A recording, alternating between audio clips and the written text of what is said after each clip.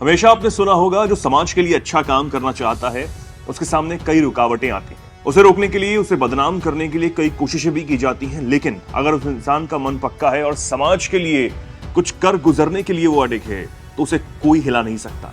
यही सब देवभूमि में आजकल हो रहा है। देवभूमि में आने वाले सनातन प्रेमियों की सेवा करने से लेकर लैंड जिहादियों, थूक जिहादियों और माफियाओं की कमर तोड़ने वाले पीएम मोदी के सबसे खास शख्सों में से एक उत्तराखंड के मुख्यमंत्री पुष्कर सिंह धामी और उनकी सरकार को बदनाम करने की भरपूर कोशिशें की जा रही हैं, लेकिन ये सभी कोशिशें नाकाम हैं। इन सबकी पोल भी खुल चुकी है। देवभूमि उत्तराखंड, जहां की धामी सरकार की प्राथमिकता में पहाड़ के लोगों को सशक्त करना, आगे बढ़ाना और उनके लिए अच्छा काम करना है, वहीं उन्हें रोकने के लिए तमाम कोशिशें लगातार की जा रही हैं।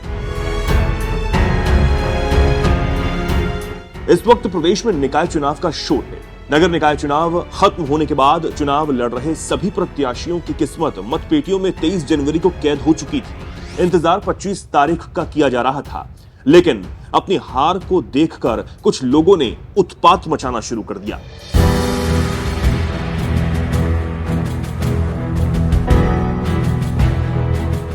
इस बीच ऋषिकेश सीट उत्तराखंड की सबसे हॉट सीट बनी हुई थी। इस सीट पर पूरे राज्य की नजर रही। यहां बीजेपी प्रत्याशी शंभू पासवान, कांग्रेस प्रत्याशी दीपक प्रताप जाटव, निर्दलीय प्रत्याशी दिनेश चंद्र मास्टर में त्रिकोणीय मुकाबला माना जा रहा था। लेकिन यहां शाम होते होते जब प्रशासन की तरफ से नतीजे घोषित नहीं किए गए, तो पत्थरबाजी हुई, हंगामा किया जाने लगा। चुनावी प्रक्रिया को बदनाम करने की भरपूर कोशिश की गई और धमकियां तक दी गईं।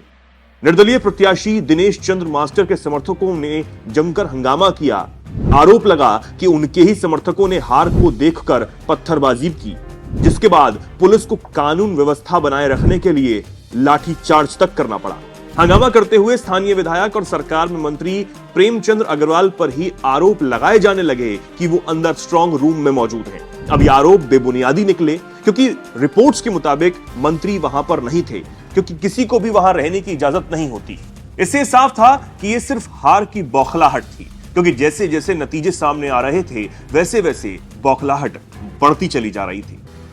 जैसे कि आपको पहले बताया कि बीजेपी प्रत्याशी शंभू पासवान, कांग्रेस प्रत्याशी दीपक प्रताप जाटव, निर्दलीय प्रत्याशी दिनेश चंद्र मास्टर में त्रिकोणीय मुकाबला यहां माना जा रहा था। लेकिन मतगणना के 1-2 राउंड बाद ही मुकाबला बीजेपी और निर्दलीय प्रत्याशी के बीच ही सिमट गया। कड़े मुकाबले में बीजेपी के शंभू पासवान भारी मतों से विजयी हुए, जिसके बाद धांधली का आरोप लगाते हुए प्रदर्शन शुरू कर दिया गया। अब सरकार और चुनाव प्रणाली को बदनाम करने के लिए ऐसी भरपूर कोशिशें होती रहती हैं, लेकिन अब इनकी पोल खुल चुकी है और वैसे भी ज्यादा दिन तक झूठ टिक नहीं सकता।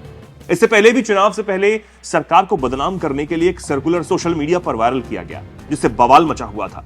सोशल मीडिया पर वायरल हो रहे फर्जी सर्कुलर में दावा किया गया था कि राज्य सरकार ने राजस्व के हित में एक वितरक को पान मसाला और सिगरेट खरीदने और बेचने के लिए अधिकृत किया है, जबकि ऐसा कुछ भी नहीं था और यह सर्कुलर बिल्कुल झूठा और फर्जी निकला।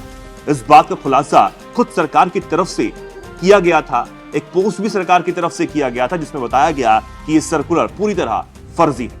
अब ये पहली बार नहीं है जब सरकार के खिलाफ ऐसी कोशिशें जो हैं वो की जा रही हों, लेकिन लगातार जनता अपने मत से धाकड़ धामी को चुनकर इन साजिशों का मुंह तोड़ जवाब दे रही है। अब आप इस पर क्या सोचते हैं, क्या कुछ कहना चाहते हैं, कमेंट सेक्शन में आप जरूर बताएं और ऐसे ही देखते रहें NMF न्यूज।